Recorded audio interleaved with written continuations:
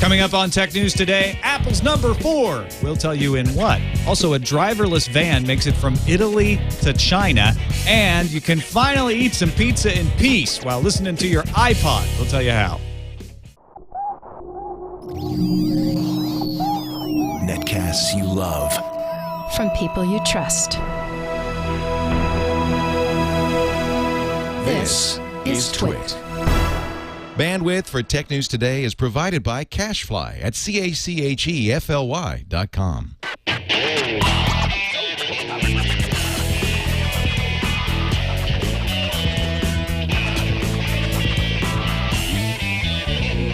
This is Tech News Today for Friday, October 29th, 2010. Tech News Today is brought to you by Ford and voice-activated Sync, featuring true hands-free calling, turn-by-turn directions, 911 assist, and more. Available exclusively on Ford, Lincoln, and Mercury vehicles. For more details, visit syncmyridepodcast.com. And by Slingbox. Watch your favorite TV shows when you're away from home with Slingbox. Check out Slingbox at a Best Buy near you or visit slingbox.com/twit. Welcome to Tech News Today. I'm Tom Merritt. I'm Sarah Lane. And I'm Jason Howell. And this is the show where we kick around the tech news of the day. Joining us this lovely Friday is CNET's own Ms. Natali Del Conte. Yay. Welcome, Natali. Thank you.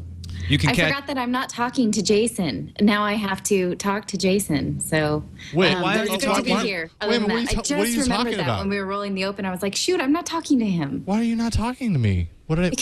Because you left CNET. I told you that I wasn't talking to you. Oh, right. that's right. So And now you I'm don't. talking to you again. Well, don't respond to anything he says from now on. Yeah. Okay, Jason, you're We still did dead to me. Okay.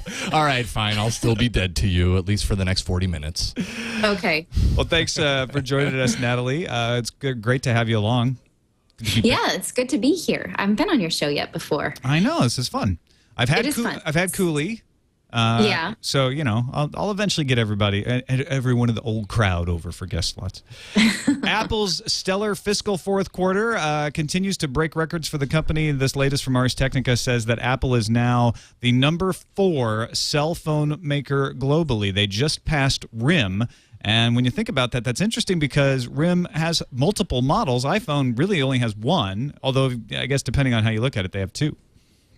Well, it's a really popular phone, obviously. Obviously. That's true. Yeah. Company shipped 14.1 million iPhones during the third quarter of 2010, claiming a 4.1% share of the market. They're still behind Nokia, Samsung, and LG.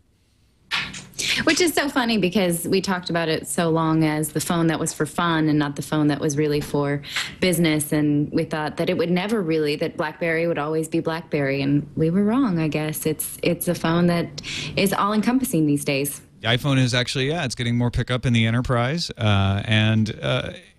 It's sort of not a huge surprise, but I don't think anyone expected that they would continue to make the big leaps it had made for 2 reasons. One, it's been out for a while, and everything's got to plateau eventually. Right. And second, with all of the antenna problems, do you think more people would have shied away? I think Antenna Gate was just something to talk about, honestly. I mean, it didn't hurt their sales. People bought a lot of the iPhone 4s, and that's kind of a non-issue. I think what's interesting is that as Apple's share continued to rise, people would say, well, you know, I mean, they'll never be like top spots because, of course, they only make one kind of phone, you know, and someone like RIM has all sorts of phones. Yeah. But that's just not true. I mean, you can actually compete with a really popular single or, you know, arguably And I 2 know models. it's not an original point, but it still is the carrier that holds them back. Someone like RIM has not only all sorts of phones, but all sorts of carriers that people really like using. Whereas AT&T, is it me or just AT&T is getting worse these days? I know I'm always saying that. And also, my battery seems to be getting worse on iPhone 4. So, you know, these are problems that persist, and they're not original things to talk about, but they persist. Mm-hmm. And, you know, let's not forget, too, that Nokia is number 1, and they had 110.4 million unit shipments in the third quarter. Apple at number 4 had 14.1 million. There's still a huge margin. I think it's funny how we always hear about how Nokia's in trouble, and they're far ahead. They have a long lead if they are in trouble. They have a long lead. It's the lead is not widening, but it's still really big. It's kind of an ethnocentric thing to say because Americans think Nokia's in trouble. None of the rest of the world does. Samsung, number 2, 71.4 million. Of course, Galaxy S phone's popular worldwide. LG is the one who actually Apple could catch, and RIM could actually catch. They're the ones who've been trying to figure out what they're going to do in the smartphone area. And between third quarter 2010 and third quarter 2009, only LG lost shipments. They actually declined 10.1%. Everyone else gained. So probably the biggest story out of here is not just Apple passing RIM, but LG is in big trouble if they don't turn something around. Nokia's doing okay. Samsung. Well, they need maybe another designer phone. Does anyone even care about those? What was it? The LG. Oh, were they Prada? the ones with the Prada? Oh, right. Yeah. Yeah. That'll only They take need you some so far. couture. Yeah, actually, I think the teeny boppers did really like the Prada phone. They didn't buy it Enough of because they them. couldn't afford it. Right. But they liked how it looked. Samsung hanging in there with the Galaxy S, also rumored to be coming out with the Nexus 2, according to Gizmodo. This would be the next Google phone, where Samsung would just make the phone. We talked about this earlier, but Gizmodo posted up today that they've seen it, that they say, yes, it is a Nexus 2, and they have a picture of it, and they think it looks pretty good. Samsung is definitely going to put it out for Google. It's going to be a Google phone. However, PCMag.com says, well, yes, that is a combination between Samsung and Google. It's not going to be called the Nexus 2. And the Samsung announcement on November 8th for an Android phone is not going to be the Nexus 2. It's not going to be this phone Gizmodo's talking about. And each, both sides of the story say, well, we have sources that know what they're saying. Everybody has a source. But we can't tell you who they are yet. Gizmodo's pictures are just mock-ups, which they say, too. Right. Their mock-ups are approximate. It's not actually the photo from their very trusted source. Sasha Sagan at PC Mag. Sasha Sagan at PC Mag says that the photo does look like the phone they know about, though. Go ahead, Nat. Oh, I'm just thinking that, we're really close to CES, and they'll probably pull another one of those CES moves where they kind of announce it at their own venue and then bring it to CES. It seems like that would be the follow-up to the next Nexus. But, who wants to be called number 2? Right. Well, it could be quite likely that they wouldn't call it Nexus because that has a negative effect. If the Nexus had been a big success, then sure. But the Nexus 2 may just be a working title that people use colloquially. It may be called the... whatever Google's next phone will be called that isn't Nexus. That's a long Right, name, but it could be. they keep naming things number 1, hoping that it'll be so popular that we'll want a number 2. Like iPhone, we had iPhone 2 and iPhone 3. Like there was Nexus 1 and there was G1, but they never get a second date. We never get the number 2s. That's right. That's a good point. Yeah. Leak from Engadget, or a leak that Engadget's reporting on, shows that Verizon has a bunch of new phones in the rebate channel. You get a lot of your best leaks by looking at carrier rebate forms. There are carrier rebate forms for the Droid 2, for the Samsung Continuum, for the Pre 2, for a Bold 9650, possibly indicating the release of new versions with BlackBerry 6 installed. The LG Cosmos Touch, maybe that's going to be the one that brings LG back around. A Samsung Zeal is also listed. And I think I mentioned the Samsung Continuum, which is likely what they're going to announce November 8th. So any of these phones get your blood boiling? I like the name of a phone called a Barrage. What's the Barrage? I don't know, but I like the name. It's just a Actually, barrage of I don't everything. like that because you're thinking that it's all coming at you. Like all of you, oh my gosh, everyone wants to text me and email me. Yeah, it's a information barrage overload. of emails you need to answer. The Nokia can't Barrage get of any stuff peace. I don't want to deal A with. barrage of notifications. Right. I think I just like the word barrage. It is. It's a fun word to say. I It's think like the word garage. Do you say garage or garage? garage. Yeah, Or barrage. Garage. The Nokia Barrage, my new phone. I think the Samsung Continuum is probably the one that excites me the most on this list. It's got a big screen, and it's going to have a built-in keyboard in there. It just looks like a good phone, a good solid phone, and I think that's what we're going to see November 8th. It's so hard to distinguish between Android phones these days, though. So many of them have such similar features that it's like an Android phone is an Android phone, Yeah, look at the rebate form. Unless it's a we're 4G going through it phone. going, what's what here? The cool thing with the Continuum is it has a screen with a little ticker at the bottom that is separate from the main screen, so it saves on battery life by not turning on the full screen every time you want to do something. You just want to make a call, you just want to look at your RSS feed. You can do that without turning on the whole screen. I think that's an interesting attempt at differentiation.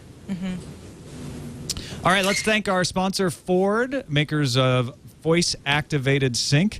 We thank them for their support of Tech News Today, and you might want to go do a little test drive to see how it works. If you want to be able to drive truly hands-free while still playing your podcast, skipping through songs, sending and receiving text messages, making calls, your Bluetooth phone is all you need. You get into a Ford with voice-activated sync. It automatically connects to most Bluetooth phones. You get turn-by-turn directions and real-time traffic alerts and weather. You can make calls on your Bluetooth-enabled phone, all while keeping your eyes on the road. And it's safer. If you're ever in an accident and your airbag deploys, Sync automatically calls 911. Personalized traffic alert. They know your route. So if you're driving along and you take a different route than maybe the turn-by-turn would normally like, they know which way you're going, and they can give you traffic alerts. Say, hey, there's construction ahead. Let's route you around that, give you turn-by-turn directions to get around that. To learn more about Sync, go to syncmyridepodcast.com. It's standard on some Ford, Lincoln, and Mercury models and optional on others. Syncmyridepodcast.com. We thank Ford for their support of Tech News I wonder Today. if Sync will also just kind of commiserate with you when you are stuck in traffic. Sync, doesn't this suck? Yes. Yes, it Sorry. sucks a lot. That I would like. Much friendlier voice. I wish I was home right now. That's not the way it sounds. In the garage. Look at us. Playing Kinect games may get rid of your Xbox Live. This is a warning to anybody who happened to get their hands on a Kinect game earlier. According to one Kotaku reader, Kinectimals performed a title update for the game. It then tried to update anyway, to a new version of the Xbox dashboard. And every time it tries to sign into Live now, it tries to update for that version that doesn't exist on the server. So now you're locked out to Live. That version of dashboard hasn't been put out yet because this game isn't supposed to be released yet. So this isn't Microsoft sticking it to anybody. This is just They're just a not version ready. issue. Yeah. It's confusing the system. You have to hold your Kinect horses. Kinectimal horse. Hold the invisible reins of your imaginary Kinect horse. That joke went flat. The My fault. dashboard is available as late as November 4th. Kinect isn't supposed to hit the shelves until November 4th. This sounds like just something that Microsoft didn't think about. Right. I don't think it was malicious, although they obviously didn't. Oh, they didn't do anything to change this if they did run into it. I don't know how they played it themselves. I mean, what are they going to do? Go out of their way to help people who have the games before they're supposed to? Of course not. What if it was a reviewer or somebody, or a Microsoft employee just took legitimately took it home? Well, I think that would be different. I don't think these were those people. All right, fine. All right, yes. You wait for your Kinect to come out when it's supposed to come out. The simplest answer is the answer. Sony is back in black. Actually, they've been in. They were in black. This is the second quarter that they're in black. Courtesy of improved sales of the PS3 and Bravia. The second quarter profit of $852 million. Networked products and service division encompassing PlayStation and Vio was their strongest performer, although they said PSP did not sell for crap. And they were a little disappointed, although TV sales were up. They weren't up as much as they wanted them to be. Now, PC sales were up 60%. That's a lot. And you have to think that it was back to school time. So it's the Vio that's really selling like gangbusters. And the Vios are nice these days. They're coming out with Vios that are really, stylish and light. And so that makes sense. But the portable gaming is down a lot. And they have a lot of competition from Nintendo and obviously... I mean, they obviously they must have known about this beforehand, and that's where this whole PlayStation phone is coming into play. It's like the PSP is everything but the phone, isn't it? Yeah. Just make it a phone, and then they're back in the game. Yeah, well, that's the idea, right? With that leaked PSP phone, maybe that would help. Nintendo actually had a horrible quarter, so this is good news. Even though Sony PS3 in third place, they're making money off of it. Whereas nobody's buying the Nintendo games, I guess, and that's part of why Nintendo is not making as much money. Nintendo was also hurt by the yen exchange rate, and there was a Daily Tech story that said that Sony was hurt a little bit by a weakening dollar. But remember, Sony is much more diversified. This includes Sony Pictures, not just Sony Electronics. But they just don't have, Nintendo just doesn't have games that I get that excited about, Like, I love Harry Potter, but I don't want to play the Lego version. Like, I don't care that much. Sorry. Yeah, it's all about the games, right? Yeah. will you stop chatting? My sister just, I don't ever use Skype except to do TWiT. And my sister's like, oh, you're on here. Can I see the baby? It's like, yeah, watch TWiT. Sorry. We'll put him on. All right. A group of 70-plus law professors have signed a letter to the president demanding a host of changes to the Anti-Counterfeiting Trade Agreement, a.k.a. ACTA, which has just been negotiated by the U.S. The letter alleges that Congress must be consulted on ACTA. Even though the U.S. is trying to sell us on the idea that there's nothing in ACTA that changes U.S. law, these 70 law professors disagree, and they think that we need to see the draft of ACTA before it is signed by the president.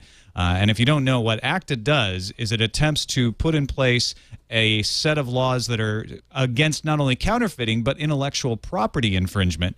They're the kind of laws that were not put in place by the World Intellectual Property Organization because of public pressure. So the U.S. led a secret negotiation that was then discovered to put in these stricter intellectual property rules around the world.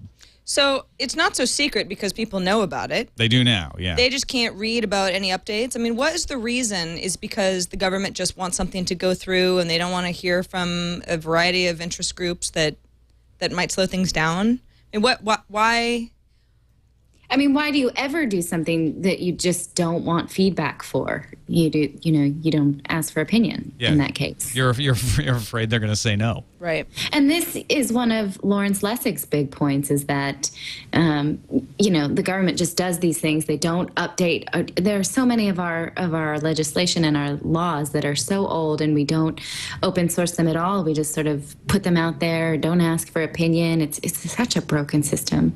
And this is an example. ACTA is an example of them saying, well, we didn't like that the public didn't like what we wanted to do, so we'll go do it in secret. Oh, wait, you discovered that? Well, we'll put out a draft, but we're not really going to open the process, and we're just going to sign it. And the U.S. has been very pushy. Lots of countries are against this. Europe is against it. India says it would really raise the price of pharmaceuticals because of some of the anti-counterfeiting parts of the agreement. So this doesn't have a big chance of passing. And the U.S., as it gets near the edge, is just pushing and pushing and pushing to force it through. It's so draconian. It doesn't make sense. Especially in the way in this day and age to operate like that is very mind-blowing. The government has been treating ACTA like an executive agreement that doesn't need congressional approval, by the way, if you're wondering what the stink is about this time. And the law professors believe that this course might be against the law, and they say it's definitely unwise. Congress is supposed to approve any treaty made by the president. All right, finally, AOL has got a new homepage coming. They launched a new homepage that's going to be day-parted. Actually, they're going to have different versions for different parts of the day. It's a cleaner design, has a rotating logo, features local news, video, content from their network of sites like Engadget and TechCrunch. They also have 3 original video shows, a morning promotional feature called You've Got. I'm not leaving anything out. It's just called You've Got. You've Got. Well, because you've got all sorts of things besides mail Besides mail, yeah. right. A 2-minute news program called Daybreak with former Wall Strip host Lindsay Campbell. And The One, an expert opinion segment, which is done by Next New Networks. I think this is a really good idea. I think, opening up a homepage portal that has video, that has something a lot more interesting than just what, Comcast is. I mean, I know it's programmed by someone, but Lindsay Campbell, I happen to think really highly of. And so I think that these are people who will do interesting things, not just, this pillow will make it so you don't have wrinkles overnight or whatever, the main homepage portals program in. Yeah. This is also, I mean, I know Yahoo is still doing a lot of curate your own homepage kind of a style, and this is not that. I mean, it's an editorial display that we all go to and get information from, and I mean, there's some customization, but that's not really the point. It's all content driven, and people say, "Oh, AOL," though. I mean, who's going to go to AOL and read news stories off AOL?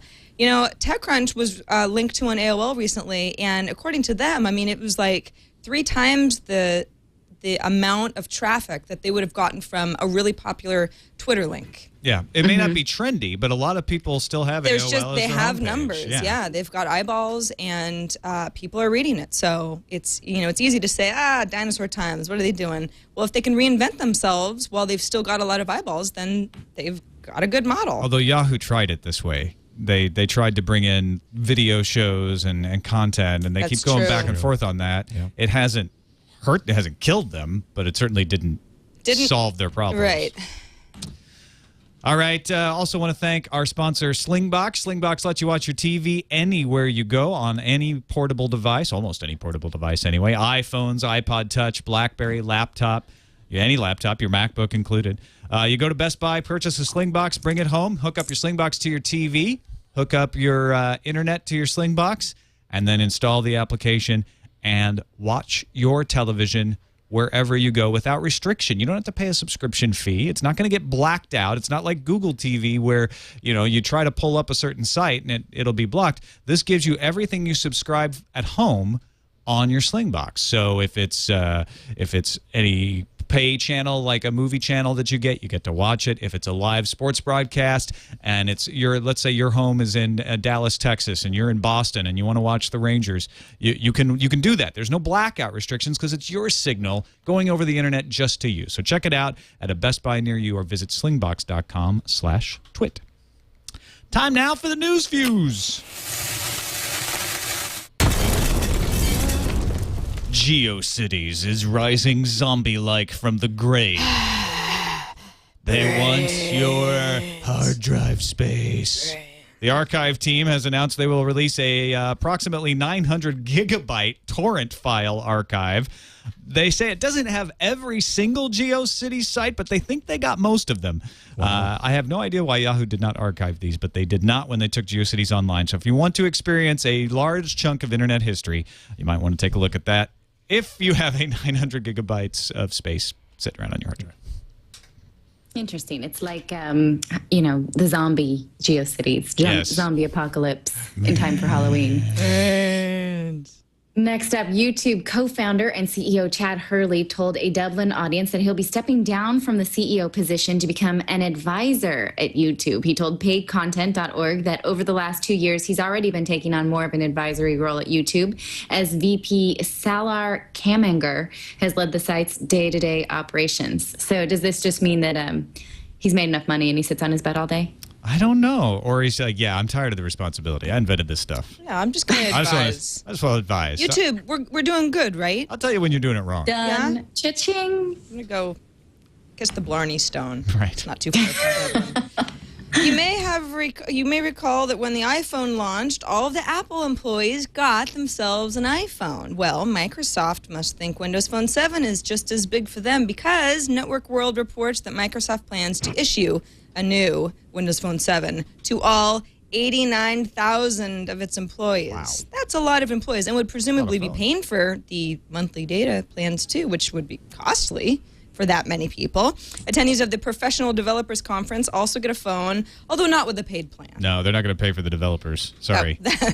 89,000 is plenty. That's not a tax write-off. No. 89,000 employees, that's a tax write-off. From 1st November, BT will undertake Wi-Fi trials at Charing Cross Underground Station in London.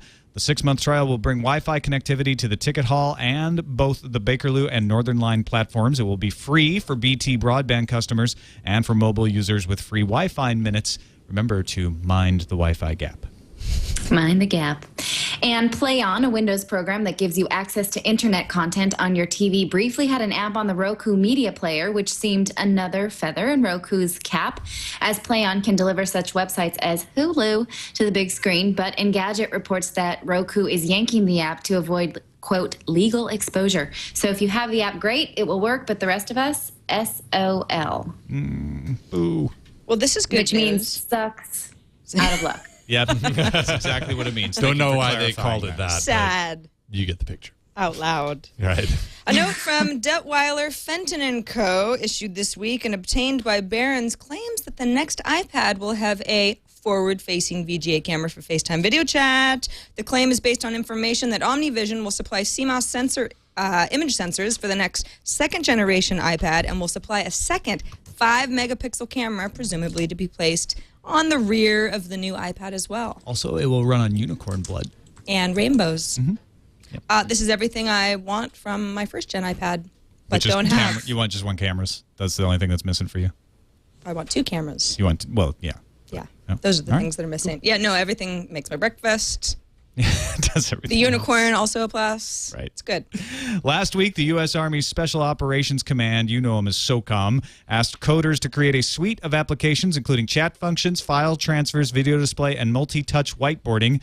The software is called the Tactical Situational Awareness Application Suite, or TAXA, and it has to work in low connectivity areas, so they have chosen Android as their operating system to play with. That's interesting. Android in the field. And finally, a posting on Slashdot reports that British pizza chain Pizza Express is installing iPod docks and soundproof domes in booths of their new iPizzeria stores. So the idea is that you can plug in your iPod and play whatever music you like without disturbing the diners adjacent to you in their pods, says Like I Wyatt always Peterson. Right. But you're always disturbing. Yeah. With a pod, we're all happy. And we could also be Because- spies. Yeah, because you But listen what's to a the lot point of of going Danzig. out to dinner if you're going to isolate yourself from other people like that? Well, Why you not could, just order the pod order covers the whole pizza? table, so you've got the people you're eating with. It's like sitting in a private dining room. Yeah. You know, you're rocking out pod. to your Toto, and nobody is bothered by it because I mean, they're you could come listening to my house and we could order pizza, and that's the same thing, But right? your house is so small. It's true. And it doesn't. And let's face it, your house doesn't have a pod. No. How do you know So, that? Well, I don't know. We I'm just do assuming have no them, one but has a they're pod in their baby-sized. house. That's true. All right. Finally, a driverless electric van has just finished an 8,000-mile trip from Italy to China. That sounds dangerous. Going all Marco Polo on Google's ass. They made You it. know, They left back in July, and they arrived in China recently, and now they take their place amongst various other things at the Shanghai World Expo. I drove in Italy, and it was the hardest place I have ever driven in my life. And I am a grandma driver, so it's not like I was trying to, be Mario Andretti or anything like that. But Italians do not really stay in their own lane. They like to straddle the lines and take up as many lanes as possible. So I don't know how this could have worked. Well, because it's a computer, so it just gets out of everybody's way without getting frustrated. Right. Right, but other Italian drivers will not get out of your way. So how could you? It's probably was that. the most polite driver on the Italian roads I'm sure. for the period of time that it was in. I'm sure. I thought that I was going to die on the Amalfi Coast driving in Italy. So I don't understand how a computer could possibly survive when I hardly did. And I am a 10 and 2 driver. They also didn't stop once for gasoline. This was an electronic vehicle. 8,000 miles? Yeah. Yeah, minimal driver intervention and no stopping for refueling. It's a good question. If there was we've talked about driverless cars in the past and how they could avoid accidents because there's no human error that's going to get involved. But how far will they go off course to avoid that? I mean, what if somebody is like the worst human driver in the world, and now you're like driving in the cornfield next to the, right. like Just at to what avoid point does the getting run computer go, into. I'm not doing this anymore, shut down. Starts honking. Wait a cuts minute. the guy out Hitting and the car peels is out. better than hitting the sign or whatever. It's like Yeah. your Ford Sync, who's like, I've had enough of this. Mamma mia. I am in charge. All right, let's move on to the calendar. Asus. Windows 7 tablet in early 2011. Android to come later. That's my Asus voice. That's what Asus sounds like? Sounds a in lot my like you. dreams. Yeah. I know. It does. That's funny. Yeah. What a coincidence. So there you go. Early 2011, things are happening. Office 2010 beta will expire this Sunday. That's Halloween, October 31st. So if you're interested, get off your butt and buy it. Office 2010, it's been out for a while. Yeah. You can buy it. And it's not going to be out much longer. That beta's going to just break. These are the last few days, people. Or you could probably find a hack. When you're out buying your Halloween costume, get your Office 2010 beta. Samsung Galaxy Tab is going to be on sale in the UK Monday, November 1st. It's coming right up, right around the corner. Right. Xbox Live Gold price is increasing on Monday, November 1st as well, so re-up now unless you want to pay more later. That's in advance of the Kinect coming out, so they want to jack up the price once all the people buy a Kinect and start signing up. Microsoft. And this one kind of tugged at my heartstrings a little bit. The Technics SL1200 turntable What you see right here is joining the Sony Walkman in the ranks of being no longer. And this is quite a quintessential. I mean, this is like the Every turntable. radio station I ever worked at had. So my Rolling Stones and my Beatles albums and my Toto, none of this. You're really going to need to digitize. I can't play my Bob Dylan Desire. It's a really good album. Get a Technics. What about Randy Newman? They still have a USB version of that. Take away my Newman. You could just get the USB version. It's only the normal version that's being discontinued. Oh, all right. Well, Yeah. I guess my records can stay with me. I actually want a USB You can version still of that scratch. turntable. Good. Thanks, Natalie. That is a classic You're welcome. turntable, man. And you guys do know that the Sony Walkman is not actually going away, only in Right. Japan. Only in Right, They are it's gonna- only going away in Japan. That's right. Yeah. They'll still make it here. It costs $29.99. What made this And has model weather so radio. iconic? You know, why? It was just why? it was awesome build quality. I'm not really quite sure why it was iconic then, but I know when I was DJing 10 years ago, you couldn't go to a club that didn't have these in It's the just club. They it's were just durable. It's durable. got great balance, great sound. It stands up under multiple conditions. It's I mean, the competition Is there a didn't even handle compare. on one side? I used to have a record player that had a handle. I did too. No, it it's was not a Fisher Price. Yeah, it's meant to be built in. Oh, okay. Yeah, it was a solid record player. Yeah, so it's kinda totally sad. solid. Except no Nothing limitations. could take that thing down. Except now you'll have to. I remember we used to be able to just because it was so well balanced and we had it installed right at WPGU in Champaign. We used to be able to just bang on the table right next to it and would not skip. It would not Absolutely. shudder. That's why it's in you clubs. Wouldn't hear anything. That's why you find it in clubs. On to the voicemail. Our first one is a video voicemail coming from Bill, who he has a little tip-off about phishing scams in the RIS that you might want to pay attention to. This is Bill from Jacobstown, New Jersey. So yesterday my brother gets an email from the IRS saying he needs to log in to the online payment system EFTPS because his payment was not accepted. He does this, logs in, gives his password and federal identification number, and of course it turns out to be a phishing scam. So he goes to the real EFTPS site and tries to change his password, but there's no place online to do that. So he calls the IRS, and the IRS informs him that they can't change his password for 10 days. So this allows the phishers 10 days to get whatever they want off the site. Now, to me, that sounds like letting the fox stay in the hen house, and that's something we can tell you from experience is a bad idea. And He's in a hen house. has a hen house. To How did prove he it. do that? How did he get a hen house? Now, I'm no chicken expert, but they look like there are roosters in that hen house. Uh-huh. Yeah. I guess that's how it all works, doesn't That's it? how it all goes down. That's where the magic 4G in happens. there? Ah. So you get Yeah, your I eggs. guess so. 4G in the hen house. 4G in the hen house, ladies and gentlemen. So there was a phishing scam. So his poor brother, thought he was getting contacted by the IRS. Right, which the IRS says on their electronic site, we will never send you an email. If you get an email that says it's from the IRS, it's a phishing scam. It's spam. Don't click on it. Don't believe it. But he did. Yeah.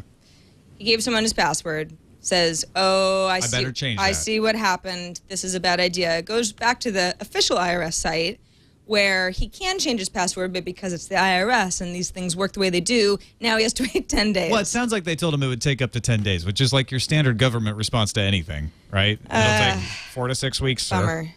You'd think that if they were so aware that there were phishing scams, that they could they should figure be able out to a way yes, to exactly. change your password instantaneously. Well, I haven't Right. been able to confirm that that's the way it happened. Maybe there was some misunderstanding, or maybe that he got a hold of a bad representative who didn't know what they were talking about. So anybody from the IRS, because I know there are some who are in the audience who can confirm or deny what goes on, or maybe provide some advice to Bill's brother about how to get that password changed. Of course, by then he probably got it figured out. But. Yeah. On to our next caller, who has a theory on why the Nook color will restrict the apps you can install on it. Hey, Tech News Today. This is Jerry in Utah, and I'm fascinated by the news about the Nook Kindle. Excuse me, I messed up the Nook color that's coming out. Yes, but that's my point. Is the only reason why I think they're restricting applications on the Nook color is they don't want that darn Kindle loaded on their stinking device. Because everybody would do that, and they only want to be the only ones who have the ability to sell you books on their device. If they opened up those applications and let you load whatever you want, they would sell millions more, I bet you. Okay, keep up the good work. See you guys. I like that. I like that point. You will supposedly be able to install Android apps to the device in a way. Like if but you can not get a them Kindle Android app. Well, yeah, there is a Kindle Android app. So if you can figure out how to get it on there, it'll to run. The market, though, right? Yeah, they're not going to have the Android a market. Kindle for the browser now too? Like, couldn't you just go in that way? That's a good question. I wonder if that would run. Yeah, because there is there's a web browser. There is right? Yeah, I don't know if you can read your all your books through that or not, but that might be another way for Amazon to get around all this. I believe I feel like I recall the Kindle web app not like allowing you to read a full Kindle book on it. I could be wrong there, but I don't know if you can necessarily do the whole book on a Kindle web app. And if you read Nook, if you go through the Barnes & Noble app, which is like the Nook, the Nook marketplace on another device, why not go why not give people more reasons to use a Nook, period? Yeah, just put. Amazon's all over the place now. They're like, we just want you to use. Amazon did a smart thing. They separated the people who make the hardware from the people who make the software, or who run the store, particularly, so that they're willing to put Amazon Kindle apps on all these other devices, whereas the people who make the Kindle hardware probably don't like that all that much. But Barnes & Noble should probably do the same thing. Say, look, you know what? You want to run a Kindle app on there? Fine. We're going to make the Nook app available to run on everything as well. Exactly. Although I doubt Amazon's going to allow a Nook app on the Kindle. Yeah, they're just too close. I don't know. It just seems like it would behoove them to just get everywhere, because then you get the name out there. Yeah. Yeah. On to the email to TNT. Sorry. Go ahead, Nat. No, I wasn't going to make an original point at all. TNT@twit.tv is our email address, and we got an interesting email from a Linux fan, Aaron, who likes the Mac OS App Store. He says, when Ubuntu 9.1 came out with the Software Center, I was excited. Finally, no more compiling software, no more downloading this package or that dependency, no more thinking. It was all done for me automatically. I can't help but wonder how nice it will be on OS 10, albeit with paid software. Yes, OS 10 doesn't require me to compile software, and, for the most part, don't miss out on dependencies, but I'm lazy. Click, click, click, and I have new software on my Mac with ease, just like I do with Ubuntu. Not navigating to this page or that page, not downloading, not finding the app and dragging it over. Just launch, click, boom. I now have a peace of mind on downloading some of the smaller type of software that I usually wouldn't buy a license for, but will now, since I trust how my money is being exchanged, Apple being the money handler. He also says he's excited to see in the screenshots that iLife is sold as separate applications, $15 a pop. He says, this is awesome. I would give a rat's butt about GarageBand, but I do want iPhoto 11, and now I can get what I want for a lot less money.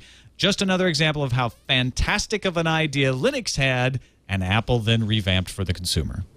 I'm sure he's not alone as far as iLife goes. There are a lot of iLife products that I'm interested in. GarageBand not being one of them, at least not these days. Yeah, it'd be great to pick and choose. Just pick the ones you want when you want to upgrade.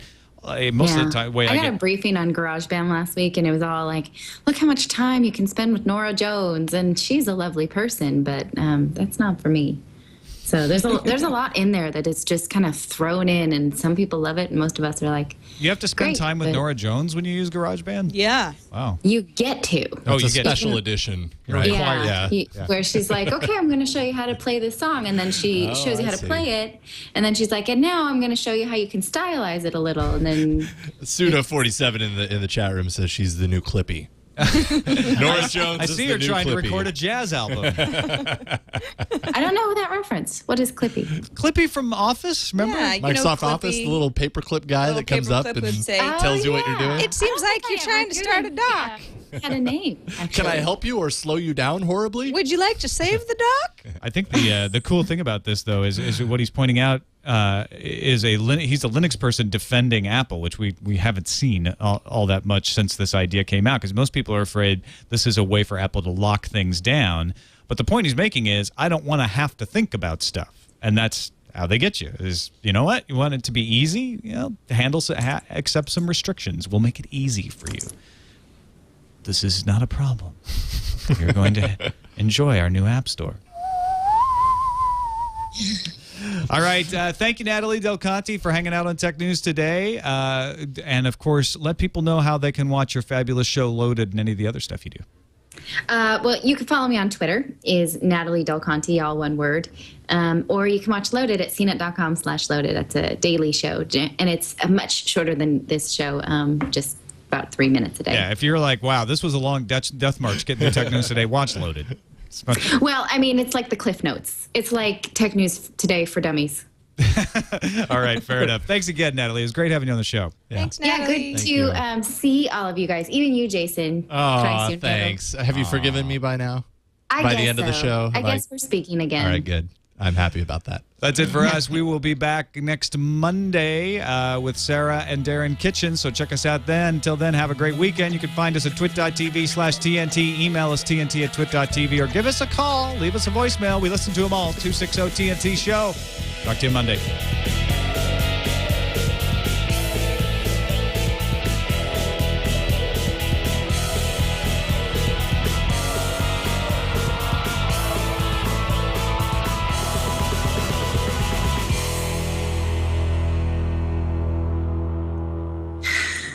Yay! Yay! Q flying baby. Q flying baby. Flying baby.